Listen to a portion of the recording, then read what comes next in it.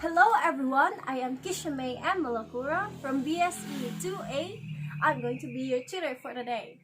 And we are going to solve the problem number 7.35 from the book Mechanics of Materials, 4th edition, which states that solve problem number 7.13 using mohr circle. So, let's go! Determine the normal and shearing stresses after the element shown has been rotated at A, 25 degrees clockwise and B, 10 degrees counterclockwise. So here is our figure 7.13, which we are going to solve. So we have the given, but first we have to learn what is the signs of each components. Just like for example here, we have the sigma x, which is equals to negative 60 megapascal. Why is it negative? It is because the arrow here is going to the negative axis.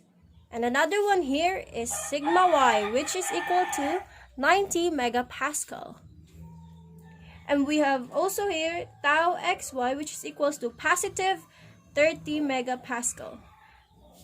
In order for us to get the normal and shearing stresses, we have to get the center first, which is equal to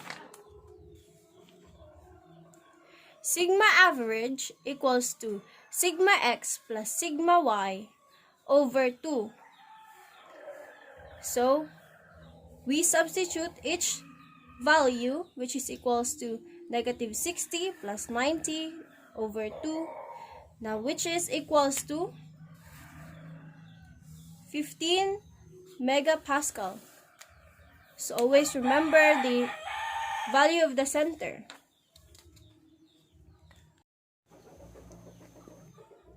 After getting the center of our mohr circle, we will also get the angle between the principal stresses of our mohr circle. The formula is tangent to theta p, which is equals to fx over fc. Now our fx is equals to 30 MPa over our fc is equals to negative 60 minus 15, which is equals to 75 MPa. So after getting this, we will have 0.4, or which is equals to 2 theta p equals to 21.8 degrees.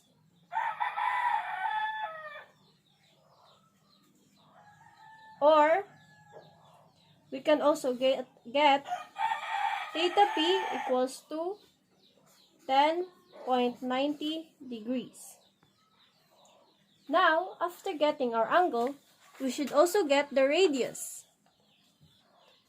which is equal to r, or radius, equals to square root of sigma x minus sigma y over 2 squared plus tau xy squared. Now we substitute the value, which is equal to square root of negative 60 minus 90 over 2 squared plus 30 squared, which is equals to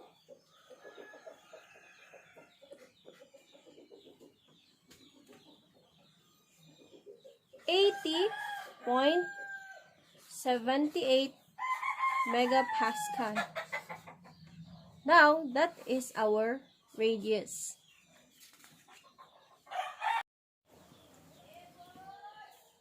So we can solve the problem A, which is determine the normal and shearing stresses after the element shown has been rotated 25 degrees clockwise. So it's stated that our object is rotated clockwise 25 degrees. So letter A, theta is equals to 25 degrees clockwise. So we multiply it by 2 equals to 50 degrees. So we can get the angle by using the formula 2 theta minus 2 times theta p, which is equals to 50 degrees minus 21.8 degrees, which is equals to 28.20 degrees clockwise. Now we can solve our normal and shearing stresses for the components.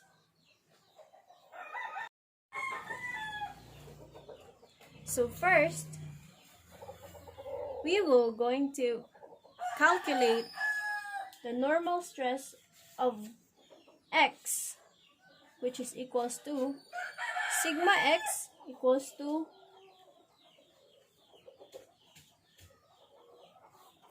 sigma average minus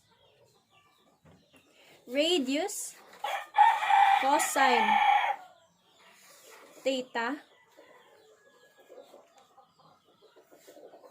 which is equals to, our sigma average is 15 minus our radius 80.78 cosine our angle 28.20, which is now we can solve using our calculator. 15 minus 80.78 cosine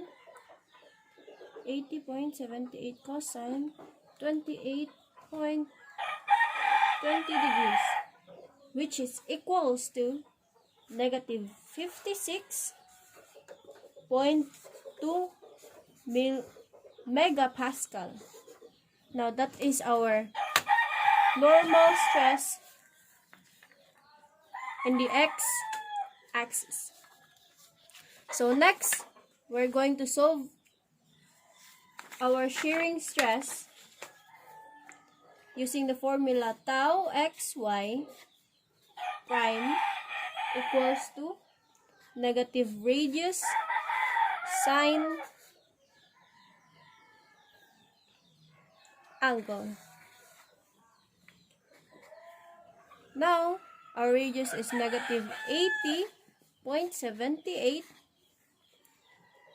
sine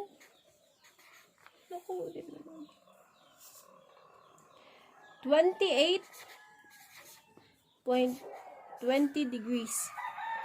So we calculate.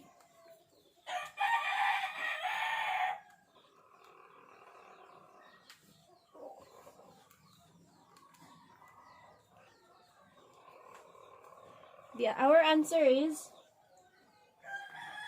negative 38.2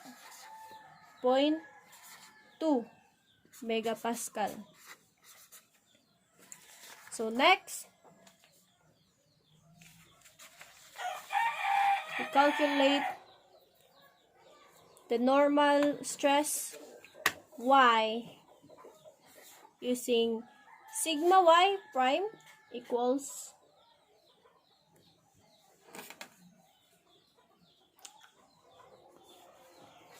sigma average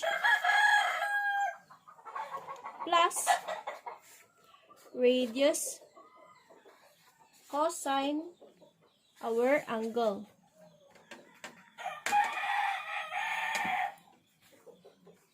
Sigma average equals to 15 plus 80.78 cosine 28.2, which is equals to, so 15 plus 80.78 cosine 28.2 equals to 86.2 megapascal.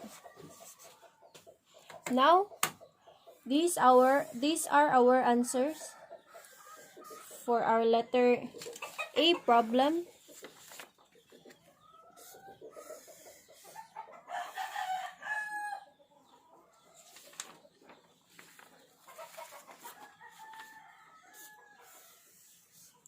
Our normal stress is normal stress X is equals to 56.2 megapascal, and our Y is 86.2 megapascal, and our shearing stress is equals to 38.2 megapascal.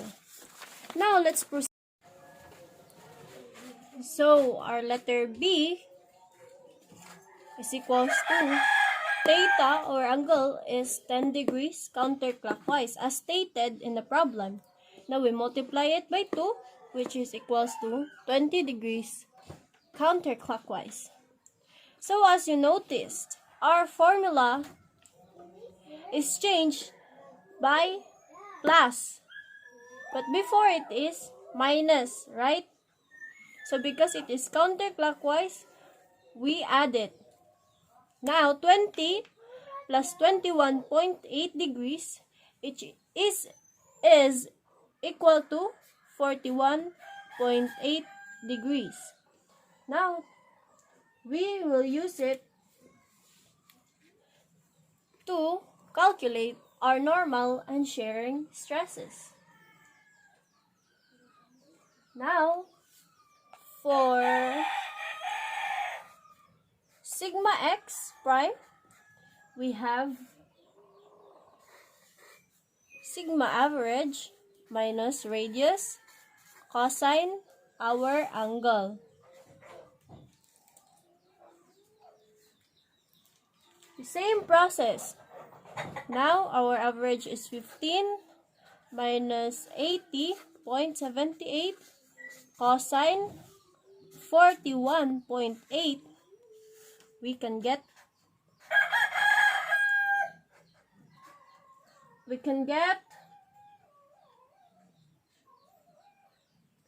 negative 45.2 megapascal. So that is our normal stress X, negative 45.2 megapascal. Next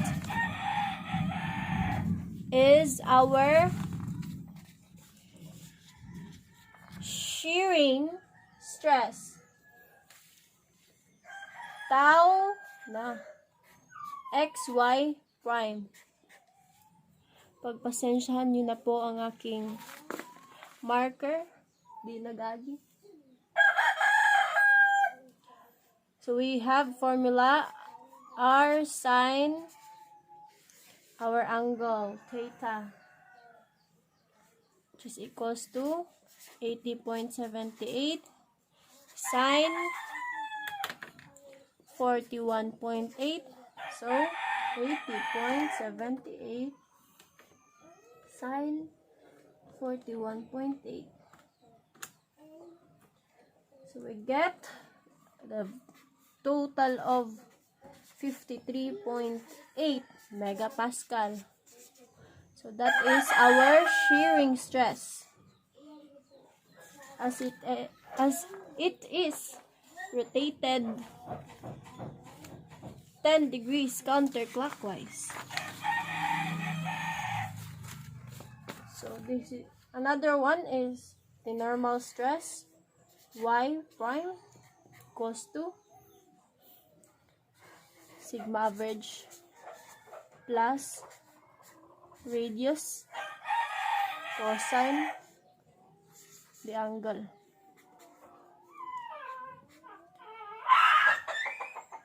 So 15 plus 80.78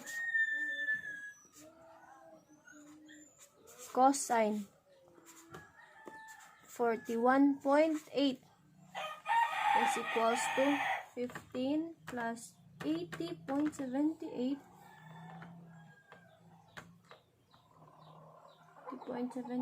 cosine 15 plus 18.78 cosine 41.8 equals to 75.2 megapascal.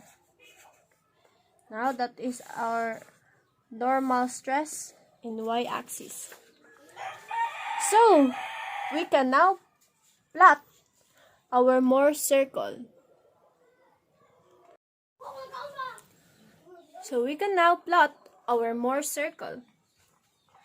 So first we are going to plot our Mohr circle.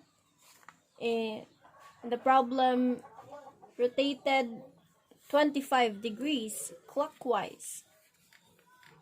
So first we are going to identify first the center of our circle. So it is 15 MPa. So it is located in the positive axis here in the x-axis. Positive 15, so it must be here. And our x, normal stress, probably here because it is negative, right? Negative 56.2 megapascal. And our y is positive, so probably down here, right? Down here. And our shearing stress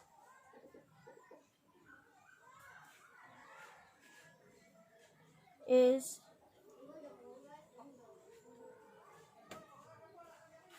over here. So I'm gonna use this because I don't have any gamit. So I'm just going to make an alternative. Center of the circle. So let's say it's like this. And we have the x prime here and the y prime here, and angle. We don't have rulers, so I'm just going to use this one as a ruler.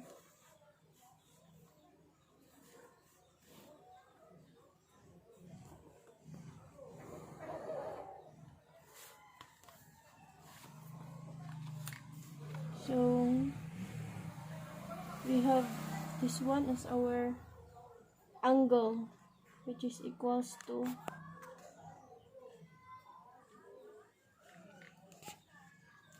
how much is that angle?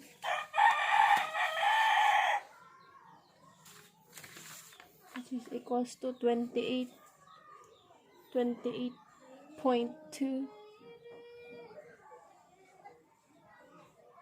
So 28.2, and we plot the angle rotation, which is 25 degrees.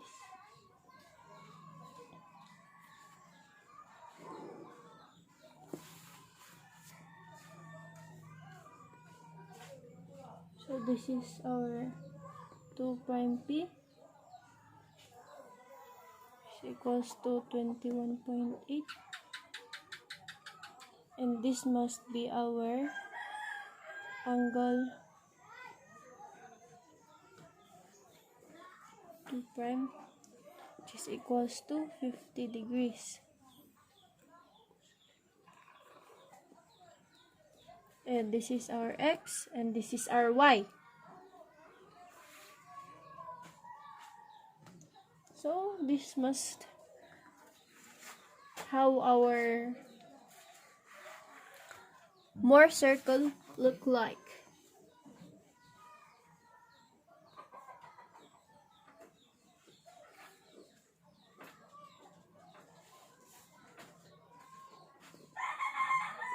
So this must be our Mohr's circle. 425 for our problem A, which is rotated 25 degrees clockwise. Now, let's move on to the next problem. So we are going to plot our next problem, which is equals to our problem B, which is equals to 10 degrees counterclockwise.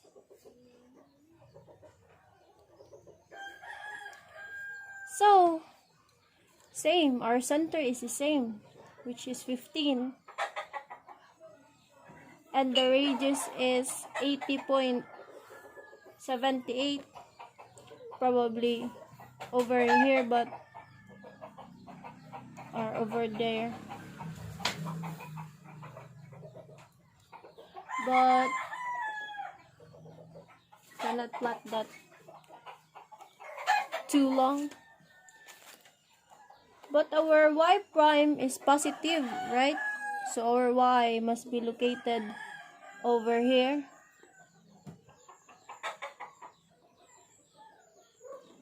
So again, I don't have ruler, so just going to use this one. I'm in a place where there's no so much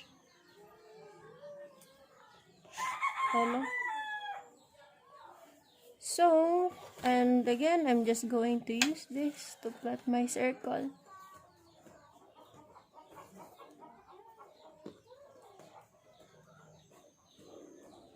So this is my circle. So our x prime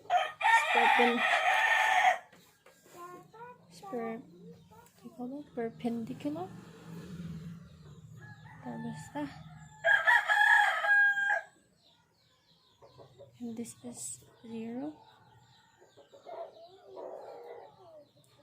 And we can plot our degrees, the angles.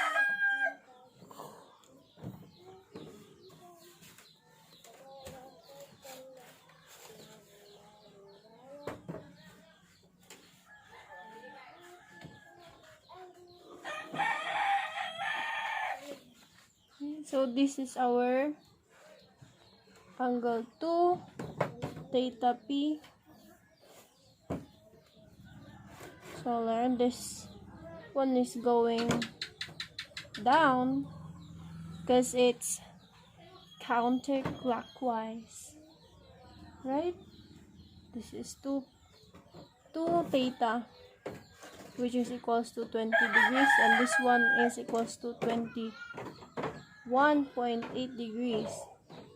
And this one is our given angle, which is equals to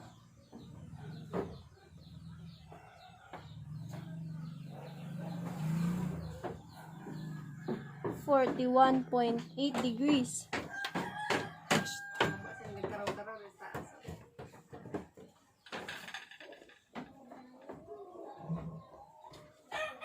And so this is our radius of the circle.